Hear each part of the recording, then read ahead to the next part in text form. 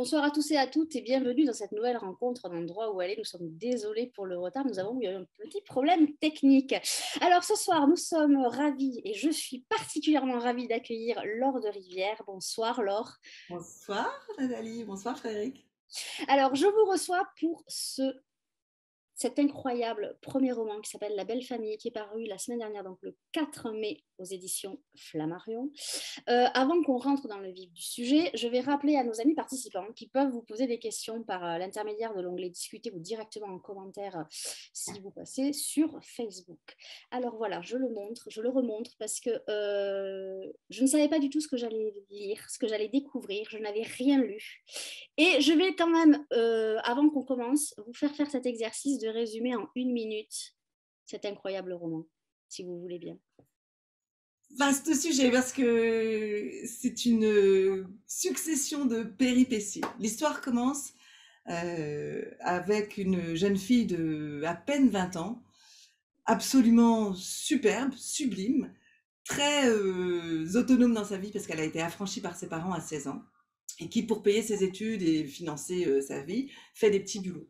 Elle accepte de prendre un petit boulot dans une famille de 5 enfants où il y a les deux parents. Elle y va une première fois et elle découvre une famille très nombreuse avec 5 enfants. Bon, très bien, elle note plein de choses. La maison est très jolie, il y a des voitures de sport devant, il y a beaucoup de vélos, il y a beaucoup de désordre. Puis elle rentre chez elle et quelques temps plus tard, peut-être 10 jours plus tard, le père la rappelle en lui disant: ma femme est morte, je vais avoir besoin de vous à temps plein, est-ce que vous pouvez venir?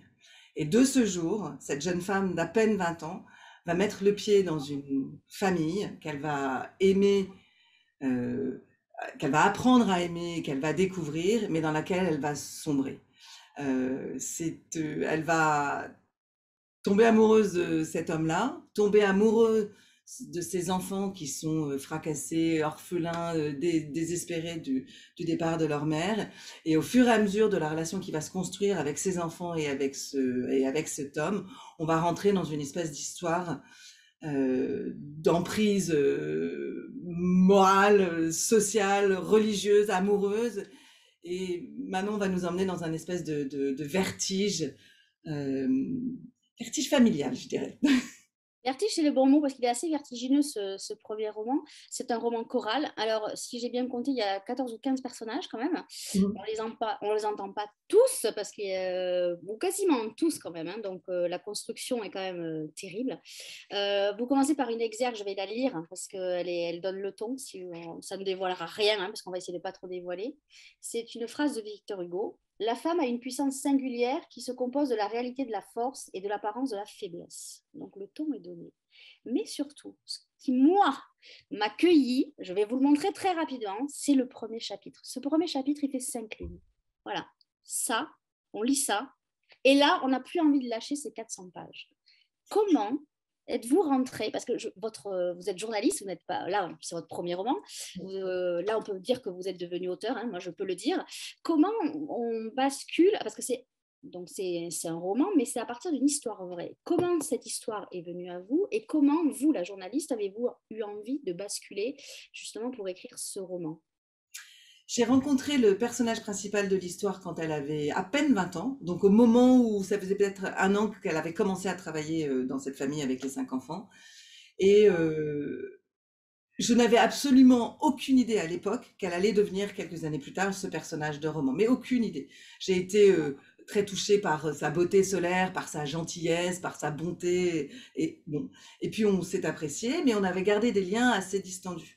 Et c'est des années plus tard, quand j'ai appris au fur et à mesure quelques-uns des événements qui lui étaient arrivés, dont le final, qui m'a laissé sans voix et qui, surtout sur une jeune femme aussi jeune, d'avoir vécu autant de péripéties, je l'ai appelée en lui disant: je pense qu'il faut raconter ton histoire, qu'il y a quelque chose de très important à dire dans ce qu'une femme peut vivre en violence domestique. C'est vrai que c'est ce qui lui est arrivé, mais c'est pas pour autant le thème unique du livre.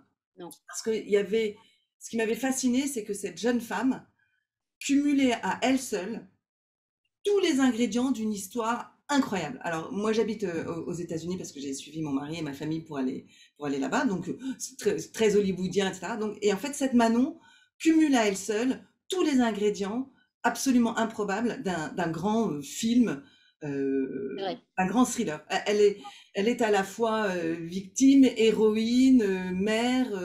Elle se perd, elle se donne et elle est et en résilience. Il y a du MeToo, il y a de l'histoire d'amour avec un homme plus âgé, il y a des histoires de religion, il y a des histoires de racisme, il y a des histoires de domination de classe. Et tous les faits, à 70%, tous les faits sont vrais. Après, évidemment, tout ça a été très romancé et très articulé autour d'un acte, d'une trace romanesque que j'ai réécrite. Mais cette histoire est quand même vraie et c'est ça qui m'avait fascinée. Surtout sur une jeune femme aussi jeune, affranchie, libérée, moderne. Il n'y avait aucune raison qu'une histoire pareille puisse lui arriver. C'était improbable, impossible. C'est vrai qu'on a l'impression qu'elle a eu 1000 vies, quand une personne, il y a je ne sais pas combien de vies et d'expériences de vie qui sont terribles. Est-ce que ça met une pression supplémentaire quand on dit on va raconter l'histoire d'une personne, ou est-ce qu'on s'en détache et on se dit bon ben j'y vais, je vais quand même romancer, je vais partir, la trame de base c'est son histoire, mais après je vais quand même fictionner tout ça, mettre ma patte à moi. Est-ce que ça met une pression ou pas? La pression, c'est de ne pas savoir retranscrire les émotions ou les sentiments ou la violence de ce qu'elle a vécu et de passer à côté ou de caricaturer ou d'être manichéen et d'imposer un jugement aux lecteurs et de leur dire regardez, c'est terrible ce qui lui est arrivé. Et c'est surtout ce que je ne voulais pas faire. Je ne voulais pas du tout en faire un livre d'une victime, je ne voulais pas en faire un livre triste et sordide. Je voulais vraiment donner la parole à tout le monde pour que chacun puisse exprimer le regard qu'il portait sur cette histoire et puisse donner son point de vue. Parce qu'évidemment, c'est comme dans toutes les histoires. L'histoire que moi je vous raconte, vous n'allez pas l'entendre de la même manière et vous la retranscrirez d'une autre manière. On a tous un point de vue différent. Et vu la violence de ce qu'elle a subi, je trouvais important que tout le monde ait son mot à dire et que chacun se fasse son opinion et se dise, à un moment, là, peut-être que je t'aurais pas suivi, peut-être que là, c'est toi qui n'a pas été assez loin dans le pardon, dans l'écoute, peu importe. Mais donc c'était important pour moi de pas en faire un film, un livre euh, triste de victime et d'autoflagellation. Vous avez employé un mot très intéressant, film, puisque vous êtes réalisatrice. Et d'ailleurs, c'est très, très visuel.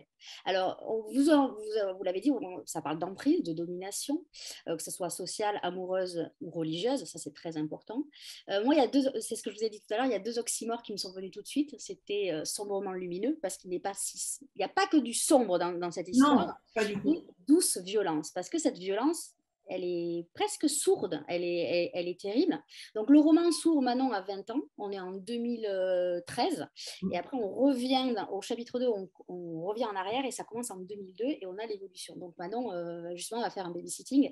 On ne va pas tout raconter parce qu'il faut vraiment lire La Belle Famille. Justement, La Belle Famille, ce titre, quelle judicieuse trouvaille, parce que c'est à double sens, La Belle Famille. C'est vous qui l'avez trouvé, le titre? Ouais. En discutant avec l'éditeur, au départ, il y avait un titre de travail qui portait le prénom de l'héroïne. Et en fait, assez rapidement, on s'est dit qu'il y a un parallèle très fort, et évidemment un jeu de mots sur la belle famille, un double sens sur la belle famille. Parce qu'au départ, quand Manon arrive dans cette famille pour s'occuper des 5 enfants, et puis après que la relation évolue et que elle et lui tombent amoureuses et ils vont finir par se marier, elle a le sentiment de créer une jolie famille. Et c'est une très jolie famille, c'est une très belle histoire. Elle est amoureuse de cet homme qui est très malheureux, qui est en perdition, qui ne sait pas s'occuper de ses enfants tout seul, qui vient d'un milieu qui lui est complètement étranger à Manon. Donc elle n'a pas vraiment les codes pour décrypter ce qui se passe, elle le voit juste dépérir dans son salon à regarder par la fenêtre avec ses 5 enfants qui lui grimpent dessus en demandant un peu d'attention, mais qu'il est incapable de donner parce qu'il est dévasté de chagrin ou de culpabilité. Je ne sais pas trop, mais il est dévasté en tout cas. Les deux peut-être. Et donc elle rentre, en fait la manière dont elle rentre dans cette histoire, c'est vraiment par amour, par bonté, par pitié. Elle a envie de les aider. Elle va bien. Elle vient d'une famille très saine, où l'amour est facile, les parents, bien que divorcés, se respectent, se parlent. Elle adore ses sœurs, elle s'entend super bien avec sa mère. Tout va bien dans sa vie, même si c'est une vie très simple, d'un milieu relativement modeste. Et quand elle débarque dans cette famille de catholiques, de vieille France assez aristocratique, Elle découvre un nouvel univers avec curiosité, mais avec candeur. Elle est très contente. Donc elle commence et elle se lance dans cette famille pour créer une jolie famille. Et c'est une jolie famille. Pendant un certain temps, c'est une très jolie famille et tout le monde se retourne sur leur passage. Et mon Dieu, comme quelle belle histoire, quelle belle revanche sur la vie. Et au fur et à mesure, cette belle famille, cette jolie famille, va se faire dévorer, happer, consumer, détruire par le pouvoir de la belle famille. La belle famille qui est la famille dans laquelle elle rentre et qu'elle découvre au fur et à mesure. Alors justement, j'avais une question. Alors, elle s'appelle Manon Jackson. J'avais une question sur les parents de Manon. Tous les deux sont des sportifs. Est-ce que c'est voulu? Est-ce qu'il y a une symbolique derrière? Alors, elle est pentathlète, ce qui n'est pas donné Oui, je un trouvais ça personnage drôle. littéraire. C'est quand même curieux. Et lui, c'est basket, hein, c'est ça, hein, Ouais. Alors, elle est fille d'un basketteur noir américain et d'une pentathlète strasbourgeoise, enfin, ou dijonnaise. ouais. Et en fait, ce qui était important, enfin, ce que je voulais faire à travers les deux personnages de parents, c'était créer une opposition avec l'éducation qu'avait reçue son futur mari. Donc elle vient d'un univers sportif où les règles du jeu sont très claires. On ne peut pas tricher dans le sport. On fait un effort, on gagne ou on gagne pas. Si on joue en équipe, on est co-responsable de la victoire ou de la défaite de son équipe. Et si on est seul sur un sport individuel, on peut s'en prendre qu'à soi-même, mais voilà, on la joue collectif, voilà, on se blâme soi, s'il y a besoin, pour aller faire mieux la prochaine fois. Et l'idée de faire un personnage, le père américain, c'est parce que je vis aux États-Unis, et j'ai été, moi, très frappée par les différences d'éducation de nos enfants. J'ai 4 enfants, et je viens moi aussi d'une famille relativement classique, entre guillemets, et l'éducation qu'on donne à nos enfants est très empreinte de jugement, on leur demande énormément de choses, on les éduque. Quand, à l'inverse, chez les Américains, et même l'école, ils apprennent ça dès la maternelle, on leur apprend à s'épanouir, on leur apprend à être heureux, on leur apprend à rebondir. Vous êtes nul en maths, vous êtes nul en français, vous êtes nul en anglais, mais c'est pas grave. Si ça se trouve, vous êtes super bon en pâtisserie et vous serez le roi de la classe parce que vous êtes super bon en pâtisserie. Et cette espèce d'enthousiasme qui parfois exaspère chez les Américains, on se dit, bon, quand même, il faudrait un petit peu réfléchir et aller chercher un peu plus loin que les qualités évidentes qui vous sautent aux yeux. En fait, c'est cet optimisme et cette bienveillance liée à l'honnêteté, à la sincérité des sportifs. Je voulais ça, la mettre en opposition avec l'éducation qu'aurait reçue son mari, son futur mari, qui est complètement à l'inverse, qui est empreinte de préjugés, de moralité, d'interdits, d'injonctions, où il faut absolument suivre la morale et suivre la culture familiale et ne surtout jamais s'en défaire, jamais s'en départir, parce que c'est la pire des hontes. Et je pense que le cocktail du mari qui a subi cette éducation-là, plus au fur et à mesure, on va comprendre qu'il est pas que éduqué de façon compliquée, qu'il est aussi un petit peu malade, mais qu'à cause de son éducation, on refuse de le voir et on refuse de le soigner. Donc ces deux paramètres en font une espèce de bombe à retardement. Mais Thierry Le Prince, il m'a fait penser tout de suite à un personnage, à Xavier DL. Tout le monde cherchera et tout là. On va pas faire peur à nos amis lecteurs, futurs lecteurs. Mais c'est là que vous êtes très forte parce que justement, donc, avec ce premier chapitre de 5 lignes, vous nous envoyez dans la tête un message et on se dit, mais que va-t-il se passer dans cette maison? Il va se passer des trucs atroces. Mais il va se passer forcément des trucs atroces, mais pas ce qu'on pense. C'est là que je reviens à ma notion de violence douce, parce que tout est presque en sourdine, tout est la manière. Alors, la manipulation, la domination, il y a aussi le deuil que vous abordez, puisque la première femme de Thierry Le Prince, puisqu'il s'appelle comme ça, se suicide. Donc, voilà, il y a un deuil à faire, il y a 5 enfants qui restent, donc chacun a un deuil différent, ça vous l'expliquez très bien. On ne sait pas trop si elle se suicide. Oui, c'est comme ça, voilà, ouais. Mais moi, j'ai envie de dire que Peut-être que vous avez pensé à Dupont de Ligonnès. Quand ouais, même. mais il n'y a pas de terrasse dans votre maison d'éloquence, donc ça colle pas. Donc voilà, je referme la parenthèse. Il y a aussi donc la politique aussi que vous intégrez aussi à la fin. Tout est bien imbriqué. Et il y a une autre profession qui m'a interpellée aussi, c'est un voisin de palier. C'est tout à la fin, donc sans divulguer. Il y a un architecte. Et je me suis dit, c'est pas anodin qu'il soit architecte, puisqu'il est question J'adore que vous voyez tout ça. de construction, de déconstruction. Et d'ailleurs, à un moment donné, Manon me dit, je recouds ma vie. Ah, mais j'allais faire le pas. Mais vous êtes incroyable. Oui. Ouais, je lis dans les pensées. C'est ça. Mais bon, cela dit, vous avez écrit le livre, hein, donc moi, je ne vous apprends rien. Non, mais c'est vrai. Alors après, c'est des petits cailloux blancs qu'on sème et que ça me fait tellement plaisir que vous l'ayez vu. Oui, oui, lui, il est architecte. Il est bâtisseur. Il fait en sorte de construire des maisons et bien sûr, symboliquement, il va l'aider à reconstruire sa propre vie de la même manière que Manon, à partir du moment où elle arrive à se réapproprier pardon, une partie de sa vie, se met à la couture pour se recoudre les cicatrices qu'elle pensait béantes et qu'elle n'est pas sûre de pouvoir penser. Mais oui, effectivement, les métiers sont assez symboliques. Tous les métiers du livre sont assez symboliques, à part effectivement celui du mari, parce que bon, il est en recherche et développement dans une grosse boîte, ingénieur. Bon, pour ça, il aurait pu faire n'importe quel métier. C'était pas très important parce qu'il est tellement noir, ce personnage est tellement Tellement présent. nébuleux, c'est un trou noir dans l'univers qui absorbe et prend tout le monde, donc il n'avait pas besoin d'attributs. Enfin, il est quand même ancien militaire. Et ça, Oui, ça c'est très important parce il estime qu'il a un héritage. Et son grand-père, il l'a mis sur un piédestal genre, très très haut. Et ouais. lui, il dit qu'il n'est pas à la hauteur. Donc il y a ça aussi. Mais là où vous êtes forte, c'est que quand même, un être détestable, manipulateur qui a l'emprise, vous le rendez, c'est un peu le syndrome de Stockholm, j'en reviens toujours à ça. Parfois, il est lucide. Quoi. Vous le rendez lucide. Et alors nous, lecteurs, on se dit, ouais, quand même, peut-être que finalement, il a bon fond et tout ça. Mais vous nous manipulez. Hein. Vous prenez malin plaisir à manipuler un peu sur beaucoup de personnages et notamment sur les enfants. Les enfants, alors c'est pas facile d'accepter. Déjà, ils perdent leur maman, donc vous l'expliquez très bien que vivre avec quand on perd sa mère, on est amputé de quelque chose de très fort, de très grand. Alors je sais pas si c'est plus fort que son père, mais je pense que oui, quand même. Donc il faut accepter Manon. Donc il y a des relations et les enfants sont terribles. Ça, En plus, ils ont des âges, je crois que l'aîné, il a 10 ans, c'est ça? Ouais, 10 ans, et après, ça va. Ouais, de 10 à 1. De 10 à 1.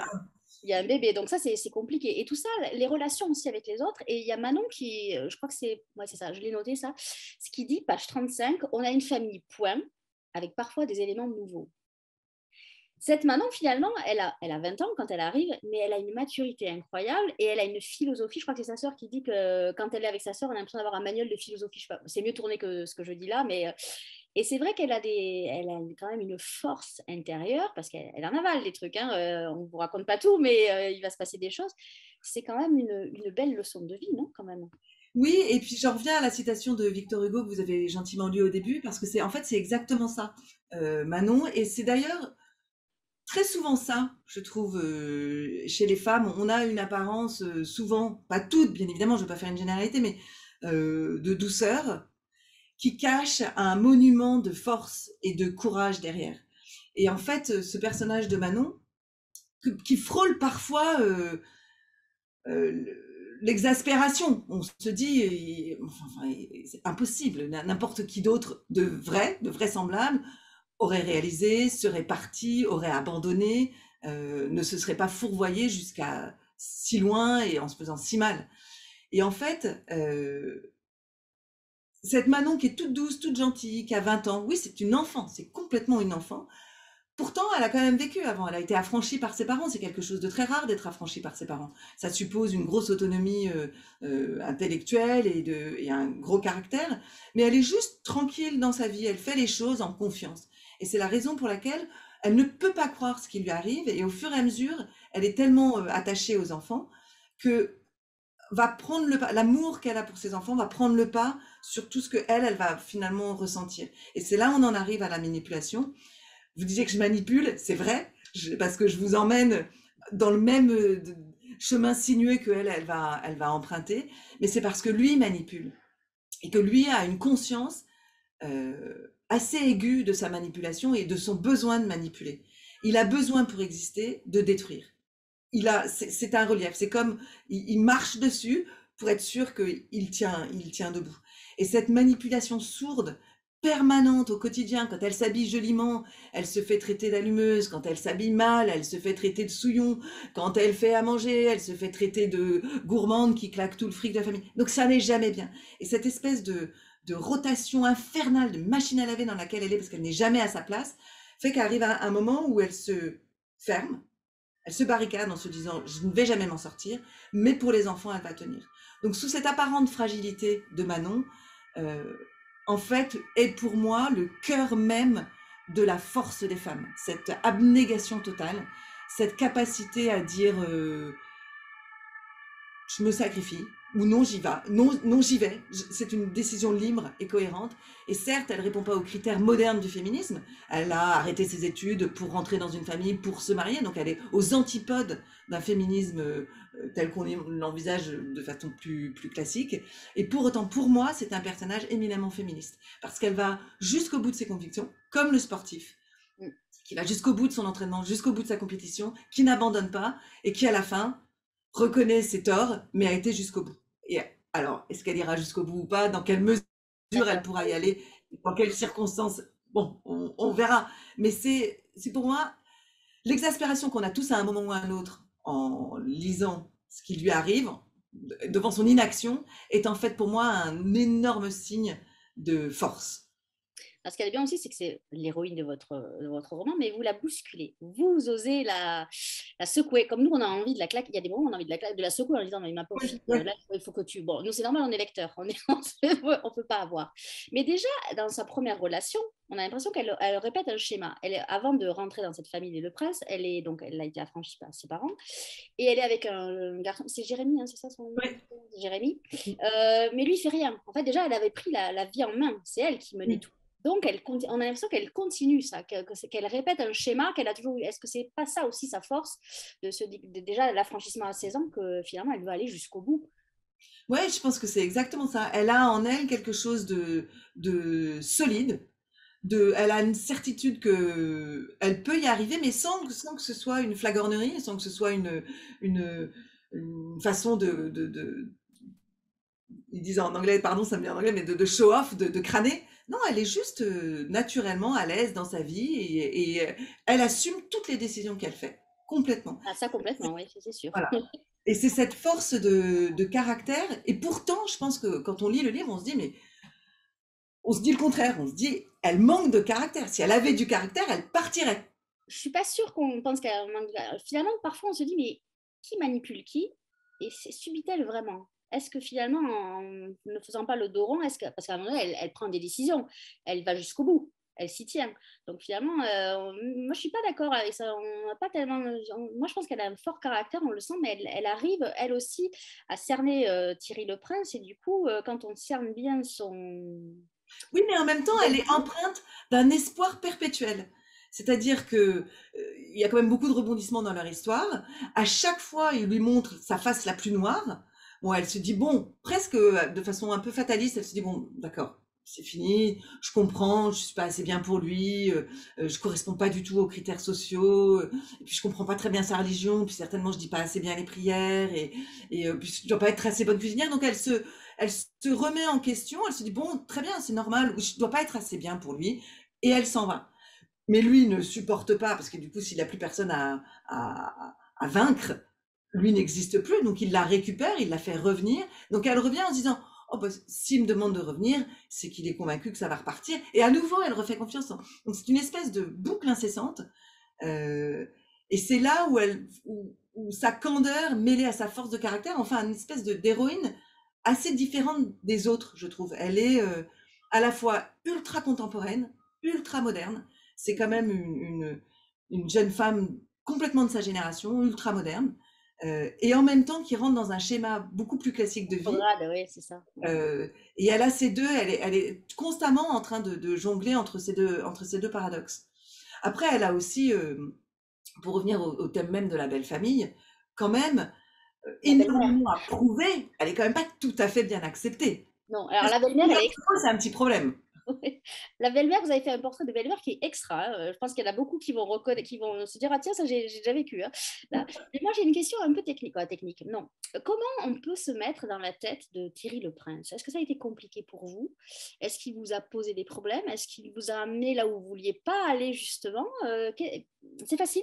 Parce qu'il est malade, on va dire qu'il est malade quand même. C'est toujours un travail intéressant que de se travestir dans un personnage de sexe opposé au sien. Donc, il faut essayer de penser comme un homme. Donc, déjà, c'est quand même une démarche un peu différente. Et après, j'ai quand même fait beaucoup de recherches sur, un, le milieu familial dont il était issu, deux, sur le monde militaire et ce que ça suppose d'abnégation, de moralité, d'idéaux, et aussi de maladie mentale. Donc, je me suis beaucoup, beaucoup renseignée sur la maladie mentale, par exemple, comment ça pouvait, de façon très insidieuse, s'exprimer sans jamais, jamais, j'espère en tout cas, donner une leçon médicale ou une leçon Non, c'est vrai. psychiatrique. Donc, c'est uniquement à travers ces actes ou ces pensées qu'on pouvait imaginer ou supposer qu'il était malade.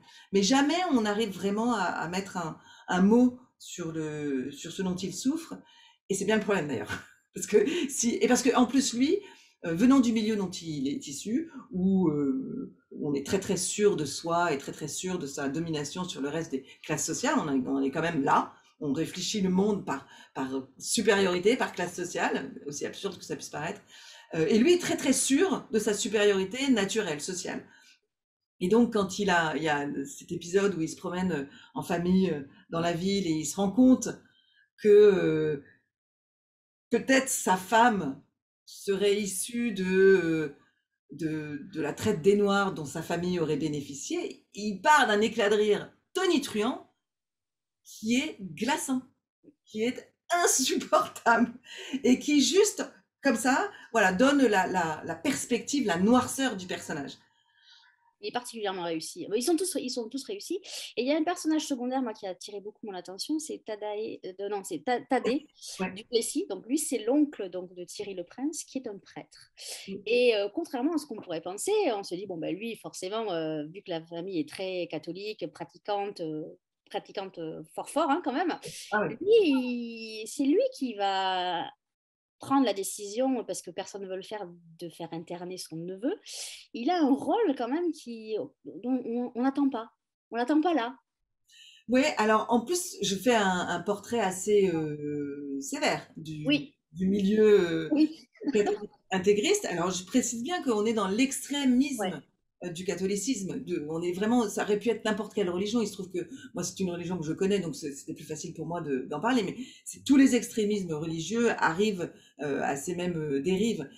Et je voulais justement prendre le porte-parole de cette religion, celui qui l'incarne, celui qui représente la moralité, celui qui représente les barrières qu'il pose, pour en faire un être qui au final est pétri de doutes et qui est touché par la, la bonté absolue et le courage absolu de Manon et qui du coup se remet en question. Et je voulais qu'il y ait un message derrière, c'est-à-dire que, enfin, il y a un message. Il y a pas de, je n'impose aucun message à la lecture du livre, enfin du moins je l'espère, mais il y a cette idée que on peut se tromper, on peut être convaincu de mauvaises choses, et puis par le biais de rencontres ou par le biais d'événements plus ou moins tragiques, se remettre en cause et offrir peut-être une nouvelle perspective. Et en fait, il est très central ce personnage parce qu'il est porteur d'espoir et il est porteur d'apaisement. Il est le pont entre ces deux univers. Il est la preuve que ça peut marcher, que ça aurait pu marcher, en fait. Et c'est ce que dit le père de Manon à un moment. Ça, tout aurait pu marcher. On dit qu'ils ont une grosse différence d'âge. Bon, on en connaît d'autres. Là, surtout en ce moment, on en a. euh, Ça peut marcher, des grosses différences d'âge en amour, des mariages biculturels. Évidemment que ça peut marcher. Des mariages interreligieux, bien sûr que ça peut marcher. Tout aurait pu marcher. Les chemins qu'elle a pris ou les chemins qu'ils vont prendre, justement parce que cet extrémisme est ancré, sclérosé et asphyxiant, va étouffer toutes ces possibilités.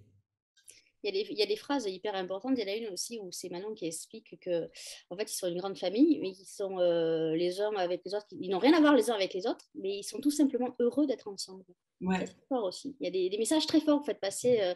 Il y a aussi une phrase, page 100. Alors, je voudrais savoir si vous êtes d'accord avec ce que vous avez écrit. Vous avez écrit, c'est Eve Jackson qui le dit, donc c'est la maman de Manon, qui dit: une privation de vérité entraîne une détonation de la personnalité. Oui. Alors ça, moi, j'en suis particulièrement convaincue. Euh, Ce qui est très dangereux, par exemple, dans tout ce qui se passe au sein de cette famille sur les enfants, c'est qu'on ne leur explique rien. Et les seules choses qu'on leur explique de tous les événements qu'ils vont subir, c'est toujours via une explication plus ou moins fumeuse sur la religion. Donc quand leur mère décède brutalement, ils ne savent absolument pas ce qui s'est passé. Un jour, ils rentrent de l'école, leur mère est partie rejoindre le bon Dieu. Et tu as de la chance, mon petit, parce que ta mère a été choisie par le bon Dieu. Et ce sont des choses elle reviendra à la fin des temps. Et ce sont des choses qu'ils n'arrivent pas à comprendre. Donc ce sont des phrases toutes faites, religieuses, avec lesquelles ils vivent, et qui en fait creusent un sentiment de doute, d'incompréhension, avec lequel ils vivent, enfin avec lequel ils ne peuvent pas vivre, et qui en vient à les remettre en question eux-mêmes. Puisqu'il n'y a pas d'explication rationnelle, c'est que forcément c'est eux le problème. C'est eux la cause de la disparition subite de leur mère. Donc ils répètent comme des perroquets, maman est partie rejoindre le bon Dieu, sans savoir du tout ce que ça veut dire, mais tout en se disant, elle est quand même partie et elle nous a abandonnés. C'est que nous, on a quand même peut-être un petit problème.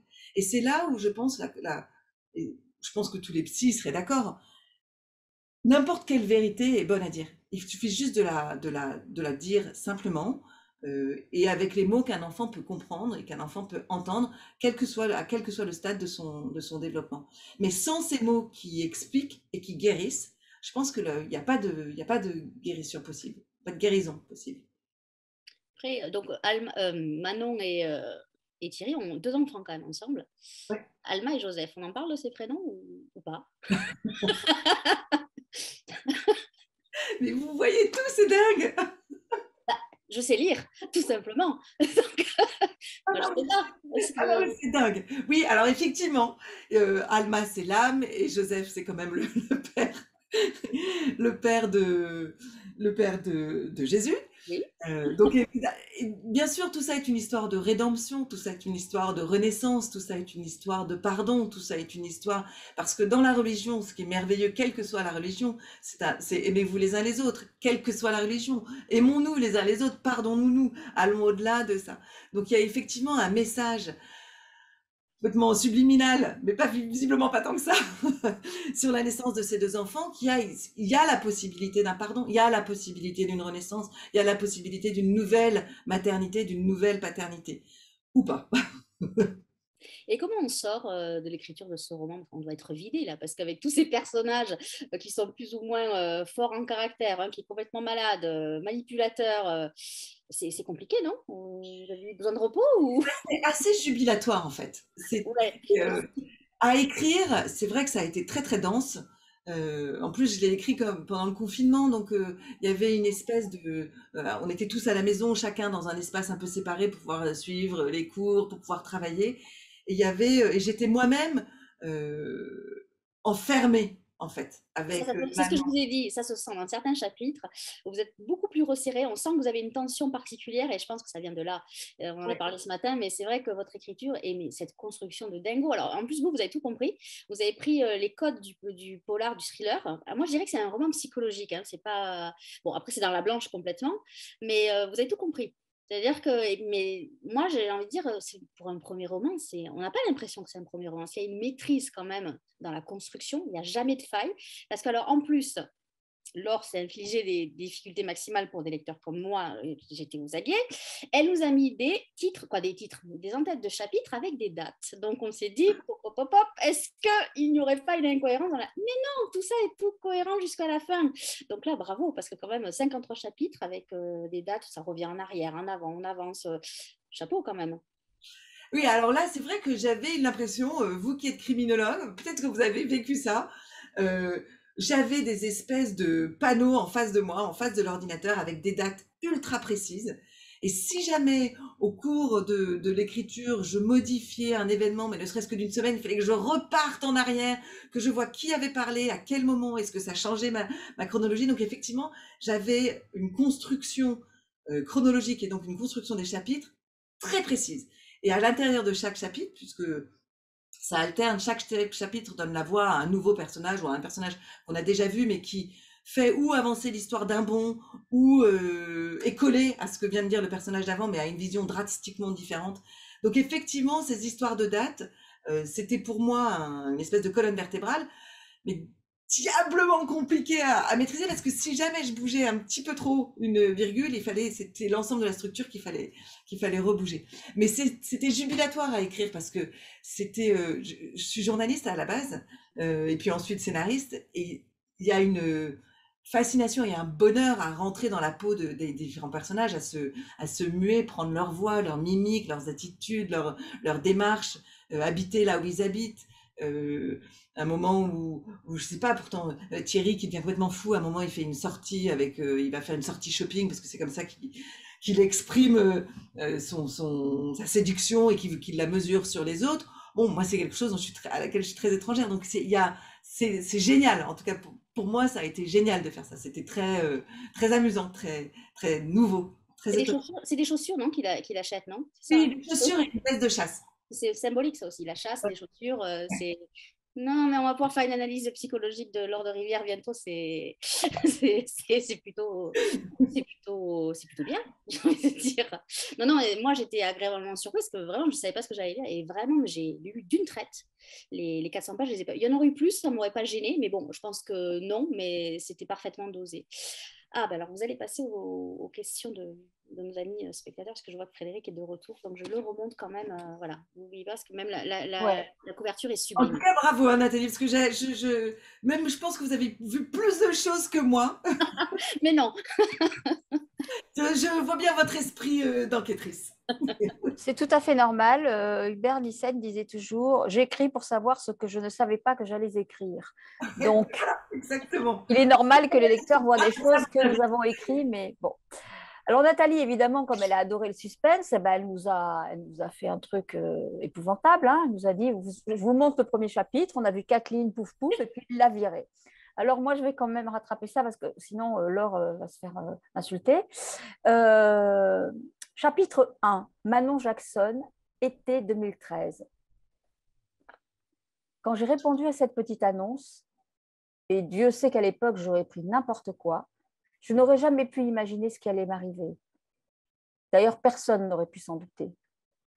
Et je ne sais pas si quelqu'un aurait pu m'en protéger. Voilà, ça c'est fait. c'est magique. Non, mais c'est magique ce truc. C'est magique. On Non, est d'accord? franchement, là on se dit, là on ne peut pas faire autrement Surtout, que de tourner les pages. c'est surtout magique parce que on se dit, allez, chapitre 2, Manon Jackson, ah merde, novembre 2002. Le cours de compta s'éternisait une fois de plus. Ce prof ne nous faisait jamais sortir à l'heure. Résultat, la moitié de l'amphi séchée. Comment ça? Mais on s'en fout de l'amphi. Mais le truc là qui lui arrivait, de quoi parle-t-elle? Et ça part assez vite. Ce début avec cette fille qui va juste faire du babysitting et hop, tout de suite, on sait qu'elle est avec un jeune homme.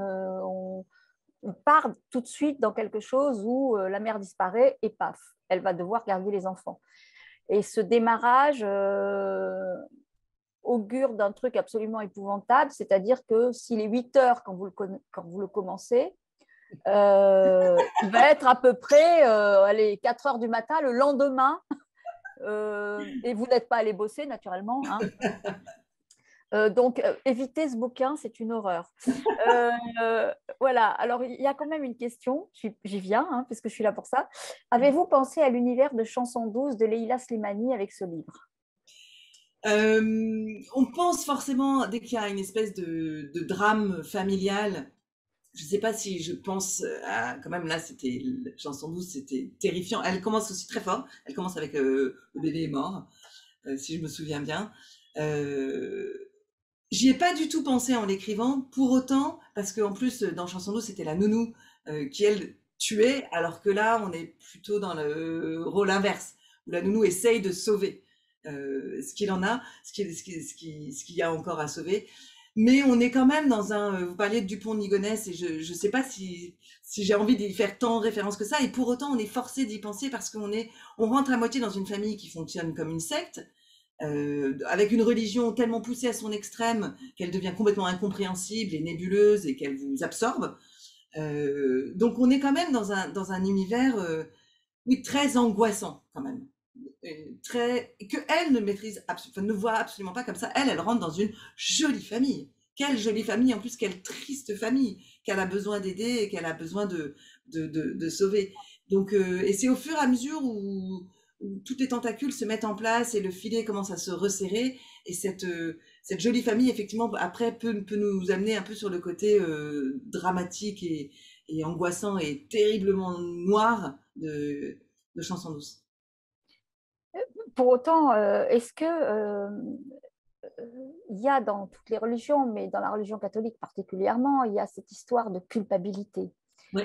Et la culpabilité, c'est quelque chose de terrible, et c'est quelque chose qui est une arme puissante, je pense, pour qu'elle ne parte pas. Oui, je pense que c'est sans doute comme ça que ce pauvre Thierry a été éduqué. Il a été en permanence coupable de ne pas correspondre tout à fait aux desiderata de ses parents, ou en tout cas parce que lui, il est l'héritier, donc il est supposé maintenir l'histoire familiale, la tradition familiale, en faire perdurer les rites. Et donc, au début, c'est pas tant la culpabilité, c'est plus une responsabilité. D'abord, on la lui impose, il n'a pas vraiment le choix. Et puis, il l'accepte. Il est très content de sortir avec les voitures de sport que son père met à sa disposition, d'habiter dans ce château de famille, de sortir avec des gens bien nés, où il ramène des conquêtes, ça fait beaucoup rire ses parents.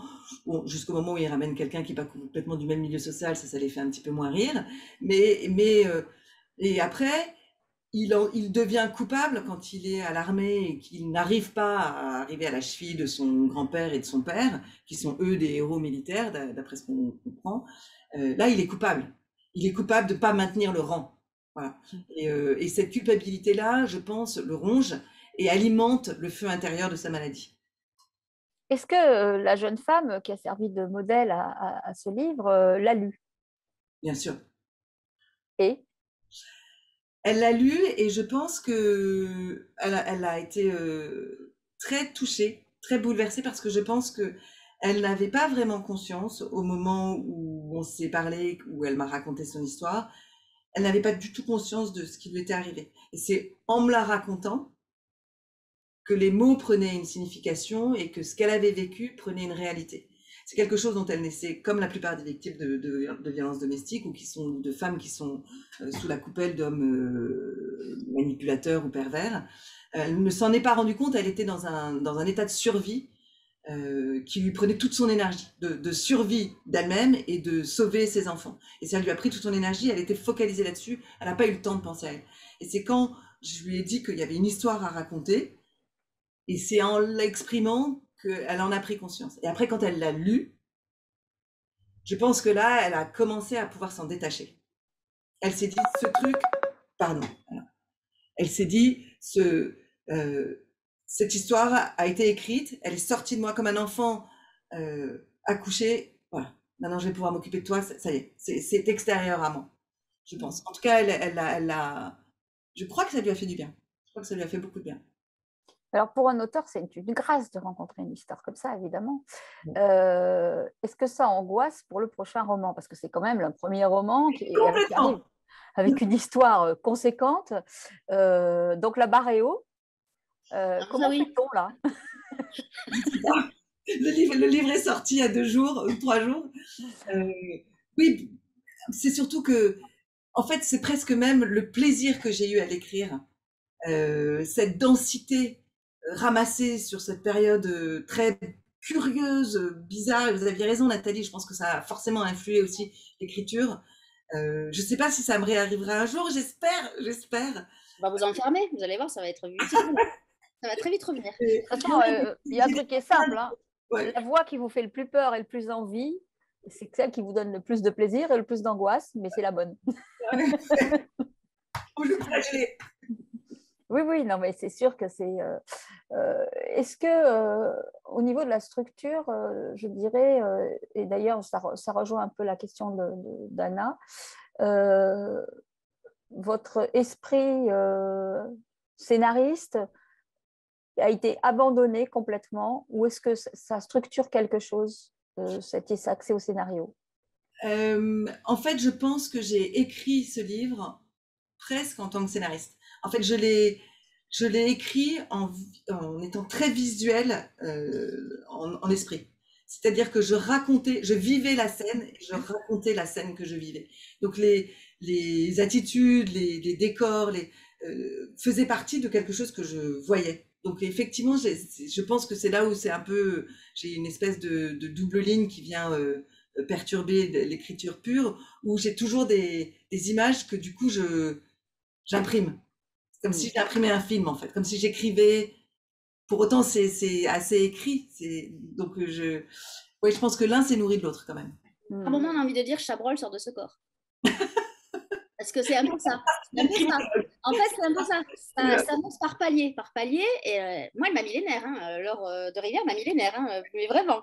Et c'est ça. Ça monte petit à petit. Et puis, c'est là le sens du jeu. Ça me fait décompresser pour remettre un coup derrière. Vraiment... Oui, parce qu'après, il fallait aussi avoir des moments de respiration, d'asphyxie. Donc, c'est pour ça que je fais aussi parler les enfants et je donne la parole à ces enfants qui d'ailleurs réagissent tous de façon très différente et ont des personnalités très différentes. Là encore, parce que vivre le deuil d'un parent, l'arrivée d'une nounou, puis d'une belle-mère, et puis après tout ce qui va leur arriver, ce ressenti-là, il est forcément pluriel, il est forcément très différent parce que les enfants avaient des âges très différents et ressentaient les choses et ont des rapports plus ou moins complexes à leur père, à leur grand-mère, au curé et à la belle-mère. Donc là, pareil, je me remettais dans les chaussons de chacun de leurs âges respectifs en essayant d'imaginer ce qu'ils pouvaient ressentir. Et la petite Gabrielle, à un moment qui est la première à prendre la parole et qui parle de sa mère décédée, elle en parle presque de façon assez légère en fait. Elle est oui, c'est terrible, je sais très bien qu'on me dit elle est partie avec le bon Dieu, mais que c'est une façon de parler, mais parce qu'en fait, elle est tellement absorbée dans le présent, tellement absorbée elle va à l'école, elle a des copines à qui il faut raconter de quoi sa mère est morte, elle est en rebond perpétuel. Pas forcément comme ses autres frères et sœurs. Et donc, je voulais montrer les différentes facettes et donc, du coup, là aussi, les différents âges et les différentes psychologies qu'on pouvait avoir face à ça. Alors, petite question, là, je sens ou la journaliste ou l'auteur en quête d'eux. Est-ce que ça a été plus facile parce que vous êtes journaliste? Est-ce que vous aviez signé un contrat d'édition avant? Ou est-ce que vous l'avez envoyé? Ou est-ce que vous connaissiez quelqu'un qui le fait passer? Non, pas du tout. D'abord, ce sont deux métiers très différents et c'est ce que j'ai découvert en me mettant à la fiction. Journaliste et écrivain, il y a un énorme mot d'écart et c'est le mot liberté. Et en fait, il change absolument tout dans l'écriture. Parce que quand vous écrivez en tant que journaliste, et après, moi, j'ai monté une agence de com où je répondais à des clients et je faisais des choses avec les mots pour les clients. Vous êtes payé pour écrire dans un certain calibrage, avec un certain angle de traitement quand vous êtes journaliste. Donc, vous répondez à des besoins du journal, de l'angle éditorial qu'il s'est imposé ou de l'angle éditorial que vous donnez à votre sujet. Quand vous passez écrivain, vous oubliez tout ça. Il n'y a plus de format d'ailleurs, c'est d'où les 400 pages. Du coup, j'en ai profité. Il n'y a plus de vocabulaire non plus imposé Voilà, avec formatage. Voilà. Et donc, et cette espèce de liberté qui est un précipice dans lequel on plonge avec effroi parfois, et en fait quand même deux métiers différents. Alors oui, gentiment, vous disiez qu'il y a une certaine appropriation des mots ou maîtrise de la langue. Parce que c'est quand même mon métier. S'il fallait que j'écrive plus court pour faire passer la même sensation, c'était bon, je peux faire ça. Mais là, de faire plus long ou expliquer mieux, ou mettre un peu d'enjeu, ou mettre un peu de suspense, ça, c'était fantastique. Et pour en revenir à l'édition, non, je connaissais personne dans le milieu de l'édition, parce que moi, j'ai arrêté d'être journaliste il y a de ça 10 ans. Et encore une fois, c'est quand même deux métiers assez différents. Donc, non, j'ai envoyé le livre. Donc, ça existe encore. Vous avez envoyé par la poste? Oui, alors en fait, il y avait des histoires juridiques pour protéger la jeune fille dont je m'inspirais et moi. Et donc, j'avais besoin d'un conseil juridique. Et de conseil juridique en conseil juridique, d'amis qui travaillent dans des... D'ailleurs, c'est pour ça que ça a rebondi. Personne ne savait comment écrire cette fameuse lettre.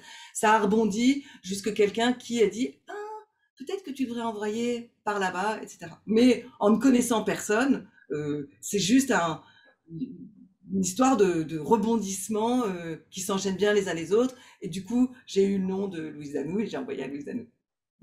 Mais bon, excellente elle l'obligeait de rien et elle ne connaissait personne des rebondissements antérieurs. C'est votre point commun avec Frédéric. Vous avez eu la même éditrice. À un moment, oui. J'ai eu Louise à un moment, oui. C'est vrai, elle est formidable. Elle est formidable, vraiment. Formidable. Elle est lectrice, elle est douce, le travail sur le texte est magnifique. Il y a une très grande différence, il faut le dire, à nos auditeurs entre les différents éditeurs. Parce qu'il y a évidemment des monstres, des très grands éditeurs qui sont Alors, c'est une espèce en voie de disparition, hein, quand même, il faut le dire. On en a reçu quelques-uns, d'ailleurs, dans un endroit où aller. Et puis, il y a des jeunes éditeurs, jeunes éditrices qui seront les monstres de demain, en tout cas, on l'espère, mais il y a déjà les germes chez eux de quelque chose de magnifique. Louise, elle est incroyable. Alors, c'est un premier roman, donc j'ai pas une grande expérience du monde de l'édition et j'espère que ça ne fait que commencer, mais elle a une sensibilité, elle a une culture qu'on sent absolument phénoménale et qui lui permet de lire, en tout cas mon livre, parce que je peux pas parler pour les autres, avec un abîme de culture, de références, comme Nathalie, il y a la moitié des choses qu'elle voit que nous on voit pas. Et avec une précision dans les remarques qu'elle fait, c'est un vrai bonheur. C'est un vrai, vrai bonheur. Et notamment une génération de femmes éditrices. Oui, Le monde de l'édition. ça aussi, c'était fantastique. Ouais.